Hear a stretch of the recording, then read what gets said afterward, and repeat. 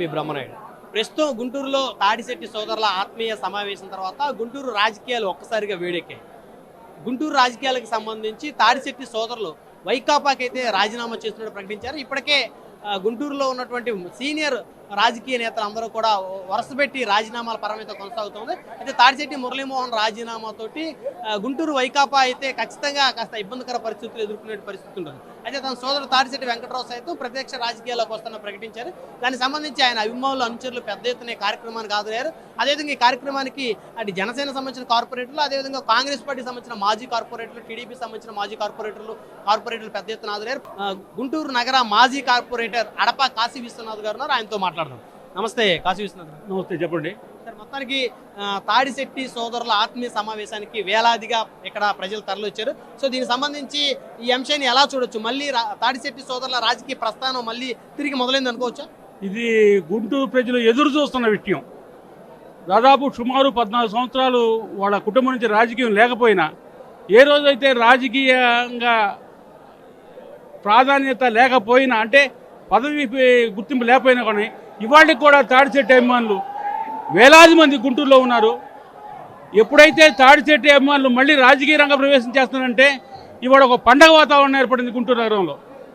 నాకు తెలిసి 2004, 2009లో తాడిశెట్టి వెంకటరావు గారు శాసనసభ్యుగా ఉన్నప్పుడు సంక్షేమ పథకాల కోసం మీరు ఆ సర్టిఫికేట్ దండి, ఈ సర్టిఫికేట్ దండి అని ఎంఆర్ఓ కలెక్టర్ గారు రూల్స్ పెట్టినప్పుడు డైరెక్ట్గా ఆయనకున్న పదవి వలన పేదోడికి రూల్ ఏంటి అని చెప్పి ఆ రూల్స్ని అతిక్రమించి సంక్షేమ పథకాలు ప్రతి ఒక్క పేదవాడికి అందేలాగా చేసిన ఘనత తాడిశెట్టి వెంకటరావుది. అలానే వాళ్ళ తమ్ముడు మురళి డిప్యూటీ మేయర్గా ఉన్నప్పుడు కార్పొరేషన్లో చిన్న చిత్తగా పేదవాళ్ళని ఏమైనా ఇబ్బందులు పెడితే ఆ ఆఫీసర్ని మీరు పేదవాళ్ళ దొరికి పోవద్దు అని చెప్పి గట్టిగా చెప్పిన మనిషి తాడిశెట్టి మురళీమోహన్ గారు. వీళ్ళ దగ్గరికి వెళ్తే వీళ్ళ కళ్ళకి కనిపించేది పేదవాడి ఆకలి, పేదవాడి ఆక్రోశం, పేదవాడి ఆశయం. పేదవాళ్ళ కోసం, బడుగు బలహీన వర్గాల కోసం వాళ్ళు చేస్తున్న నిరంతర కృషే ఇవాళ ఇంతమంది జనం వాళ్ళ వెంట ఉండి వాళ్ళకి జేజేలు పలటానికి కారణం. వాళ్ళ నిరాడంబరత. ఇవాళ వాళ్ళకి అవసరం లేదు రాజకీయం, వాళ్ళ సోదరులకు రాజకీయం అవసరం లేదు. వాళ్ళకున్న పలుకుబడికి ఈ రాష్ట్రంలో ఎక్కడికెళ్ళినా వాళ్ళకి గుర్తింపు ఉంది. వాళ్ళకి జరగని విషయం లేదు, వాళ్ళకి ఏది తక్కువగా లేదు.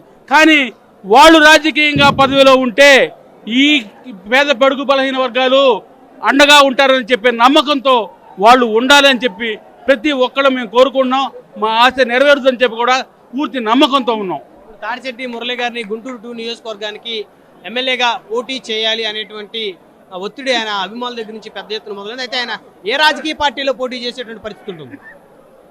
ఏ రాజకీయ పార్టీలో పోటీ చేసినా, వాళ్ళ కుటుంబ సభ్యుల్లో ఎవరు పోటీ చేసినా మేమందరం కాలికి బలపం కట్టుకొని వారి విజయం సాధించే మటుకు నిరంకుశంగా పనిచేయడానికి సిద్ధంగా ఉన్నాం. నేనే కాదు, నేను మాజీ కార్పొరేటర్గా చెప్పట్లేదు, అనేక మంది ఇప్పుడు పదవిలో ఉన్న కార్పొరేటర్లు కానీ, మాజీ కార్పొరేటర్లు, కుల సంఘ నాయకులు, ప్రజాప్రతినిధుల సంఘ నాయకులు ఎదురు చూస్తున్న విషయం. వాళ్ళకి రాజకీయంగా లేకపోతే ఇంత సేవ చేస్తున్నారు, పదవి ఉంటే మనకు ఎంతో న్యాయం జరుగుతుందని చెప్పి ఆశతో ఉన్నాం.